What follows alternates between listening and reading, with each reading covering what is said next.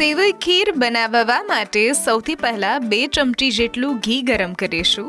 ત્યારબાદ રફલી ચોપ કરેલા dry fruits એમાં બરાબર સાતળી લઈશું અને એ જ ઘીવાળા પેનમાં સેવઈને પણ શેકી લઈશું. બરાબર એ ગોલ્ડન બ્રાઉન થઈ જાય ત્યારબાદ 1 કપ જેટલું દૂધ એડ કરીશું અને 3 થી 4 ચમચી જેટલી ખાંડ ઉમેરીશું. બધું જ બરાબર મિક્સ થઈ જાય ત્યારબાદ એલચી પાવડર અને કેસરના તાંતણા ઉમેરીશું અને ઘીમાં ફ્રાય કરેલા ડ્રાય ફ્રૂટ્સને એડ કર્યા બાદ 5 થી 7 મિનિટ કૂક થવા દઈશું. જ્યાં સુધી દૂધ બધું જ બળી ન જાય ત્યાં સુધી એને કૂક કરીશું અને ત્યારબાદ તૈયાર છે આપણી સેવઈ ખીર.